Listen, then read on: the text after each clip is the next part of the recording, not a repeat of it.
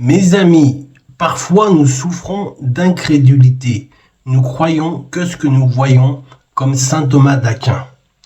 Or, la foi chrétienne, ce n'est pas exactement la même chose, car nos doutes sabotent notre foi et nous empêchent d'avancer vers la réussite, vers la résolution du problème.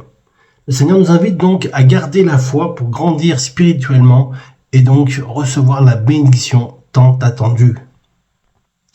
Le doute fait partie de la vie de tout être humain, quel qu'il soit, quelle que soit sa condition socio-professionnelle ou sa catégorie sociale. Il arrive forcément un moment où nous doutons, nous croyons que les choses en lesquelles nous croyons n'arriveront pas, ne se réaliseront jamais. Sans même le vouloir, notre capacité à faire quelque chose ou à réussir un projet que nous entreprenons. On peut même comparer ces doutes à un manque de foi en soi. Garde la foi, mon ami, persévère dans la prière. Amen. Mais en tant que chrétien, nous doutons face à une situation donnée. C'est de Dieu que nous doutons. Quand nous doutons d'une situation, nous doutons de Dieu. Or, si nous manquons de confiance en Dieu, nous ne pouvons pas nous attendre à la bénédiction qui arrive après l'épreuve. Qu'il agisse dans notre vie et notre foi devient alors vaine. C'est très dommage. Pierre a marché sur les eaux comme son maître Jésus lorsqu'il a cru que Jésus pouvait le rendre capable de ce prodige. Mais il arriva qu'il doute que le vent commença par souffler et que la mer était enchaînée, était déchaînée. Cette peur l'a rendu incapable de croire désormais qu'il pouvait continuer à marcher sur l'eau. Et quelle fut la question du maître Jésus en son endroit à Pierre? En Matthieu au chapitre 14, verset 31, nous lisons dans la version Louis II. « Homme de peu de foi, pourquoi as-tu douté ?» Amen. Les tempêtes de la vie provoquent des peurs qui engendrent des doutes, lesquels sabotent notre foi. Il n'y a pas que la peur, la colère aussi nous amène à douter des promesses de Dieu. Moïse dans le désert a douté que de l'eau pouvait sortir du rocher comme Dieu lui avait promis. Au lieu de parler au rocher, il frappa la pierre 2 fois et on sait ce que cela lui a coûté. Mes amis, dans Romains au chapitre 10 et au verset 17, version 1 seconde. Ainsi la foi vient de ce que l'on entend, et ce que l'on entend vient de la parole du Christ. Amen. Lisez votre Bible, lisez la Bible, lisez et priez chaque jour, mes amis. Dans Romains chapitre 4, versets 20 et 22, il ne douta point par incrédulité. Moi-même, je suis victime d'incrédulité. Souvent, je ne crois pas que la parole va s'accomplir, alors qu'elle s'accomplit toujours, amen, en son temps, dans le temps de Dieu, dans le temps du Très-Haut, au sujet de la promesse de Dieu, mais il fut fortifié par la foi, donnant gloire, toute la gloire à Dieu, et ayant la pleine conviction que ce qu'il promet, ce que Dieu promet, il peut l'accomplir, sa main peut l'accomplir, amen. C'est pourquoi cela lui fut imputé à justice. Mes amis, nous pouvons lire aussi dans Habakkuk, au chapitre 2 et au verset 3. C'est une promesse qui est pour ma vie. Actuellement, je suis suspendu à la réalisation de cette promesse par le Seigneur. Car c'est une prophétie dont le temps est déjà fixé. Elle marche vers son terme et elle ne mentira pas. Dieu n'est pas un homme pour mentir. Amen. Et si elle tarde, attends-la. Car elle s'accomplira certainement. Dans Marc, au chapitre 11, au verset 24, dans la version Louis II, c'est pourquoi je vous dis, tout ce que vous demandez en priant de tout votre cœur, croyez que vous l'avez reçu, et vous le verrez s'accomplir. Gloire à Dieu, amen. Alors, comment garder la foi quand tout va mal, dans le tumulte, dans les méandres de la société? Voici un encouragement pour ta vie, mon ami. Chacun de nous avons au moins une fois été dans cette position si inconfortable face aux épreuves de la vie. Comment garder le cap? Autrement dit, comment garder la foi au creux de l'épreuve? Dans Hébreux au chapitre 11 et au verset 1, définit la foi comme étant une ferme assurance des choses que l'on espère, la démonstration de celles qu'on ne voit pas. Je ne vois pas l'accomplissement de la promesse, mais je crois en Dieu, je ne suis pas incrédule, je crois en Dieu. Je crois à la réalisation de la promesse. Amen. Alors, à la lecture de ce passage, nous constatons que la foi est un processus de croissance qui se construit en 2 étapes. Premièrement, Ferme assurance des choses que l'on espère. Amen. Deuxièmement, démonstration de ces choses que l'on ne voit pas encore, qui vont s'accomplir mais qu'on ne voit pas encore. Alors me direz-vous, comment donc bâtir notre foi de sorte qu'elle soit suffisamment ferme et solide face à l'épreuve, à la maladie, etc. et qu'elle soit aussi capable d'amener à l'existence les choses invisibles dans la dimension du visible.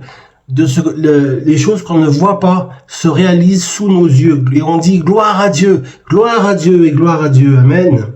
Alors mes amis, à la lecture de ce texte, à la parole de Dieu, dans Matthieu 14, versets 23 à 27, quand il l'eut renvoyé, il monta sur la montagne pour prier à l'écart. C'est Jésus, il montait sur la montagne pour prier. Le soir venu, il était là seul. La barque se trouvait déjà au milieu du lac, battue par les vagues, car le vent était contraire. À la fin de la nuit, Jésus alla vers eux en marchant sur le lac. Quand les disciples virent marcher sur le lac, ils furent affolés et dirent « Mais Rabbi, maître, c'est un fantôme !» Et dans la frayeur, ils poussèrent des cris. Jésus leur dit aussitôt « Rassurez-vous, c'est moi, n'ayez pas peur. » Pierre lui répondit « Seigneur, si c'est toi, ordonne-moi d'aller vers toi sur l'eau. » Jésus lui dit « Viens, Pierre. » Pierre sortit de la barque et marcha sur l'eau pour aller vers Jésus. Mais mon ami, j'aimerais te dire une dernière chose. La foi, d'où tire-t-elle son origine? Dans Romains au chapitre 10 et au verset 17, « Ainsi la foi vient de ce que l'on entend, et ce que l'on entend vient de la parole de Dieu. » Voici la clé. La clé de tout, c'est la parole de Dieu. Notre foi trouve naissance à partir de ce qu'elle entend de la parole de Dieu, à condition qu'elle reçoive la parole de Dieu au fond de notre cœur. Toutes les fois où vous recevez une parole de la part de Dieu, elle a pour but soit de vous encourager, soit de vous enseigner, soit de vous convaincre, soit de vous corriger, ou alors de vous instruire. La Bible déclare dans le psaume 32 au verset 8, « Je t'instruirai et je te montrerai la voie, V-O-I-E, donc la direction que tu dois suivre. Je te conseillerai, j'aurai le regard sur toi. » Amen. Quelle parole avez-vous reçue dans votre temps d'intimité avec Dieu? Au cœur même de l'épreuve, quelle instruction avez-vous reçue, vous garantissant votre passage à l'autre bord, sans crainte d'être submergé par les vents contraires? Car juste un mot de sa part suffit à calmer les flots déchaînés. Ma grâce te suffit, Seigneur. Dis un mot et je serai libéré et je serai encouragé. En effet, Dieu soutient toute chose par sa parole, parce que sa parole est la vérité. Ainsi en sera-t-il de notre foi si elle repose en lui, en Christ. Amen. Alors, la démonstration des choses qu'on ne voit pas. Tu dirais, Sam, je vois pas, c'est impossible. À vue humaine, c'est impossible que Dieu réalise sa promesse. J'aimerais te lire dans Jacques au chapitre 2, au verset 26, dans la parole de Dieu. En effet, de même que le corps sans esprit est mort, de même la foi sans les œuvres est morte. Nous avons vu un peu plus haut que la foi entend, ainsi la foi parle aussi. Elle entend et elle parle, également en parole ou en acte. Je pourrais vous citer de nombreux exemples qui viendront corroborer ce verset, mais je me contenterai de citer l'exemple parfait de Jésus, notre modèle, qui n'a pas hésité à nous démontrer son amour en se livrant lui-même à la mort de la croix de Golgotha, la croix du Calvaire, afin que nous soyons réconciliés avec Dieu. Jésus est le deuxième Adam. Le premier Adam a péché contre Dieu.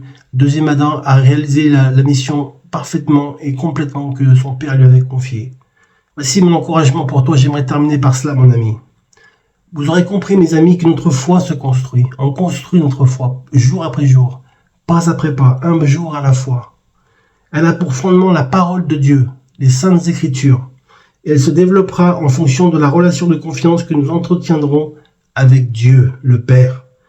Comprenez aussi que toutes les épreuves sont permises pour plusieurs raisons, et l'une d'entre elles, la principale, c'est de nous amener dans le désert afin que Dieu puisse parler à nos cœurs et se glorifier dans nos vies. Osée chapitre 2 verset 16. Manifester la foi nécessite une confiance absolue en Dieu, ce qui revient à dire un lâcher-prise absolu.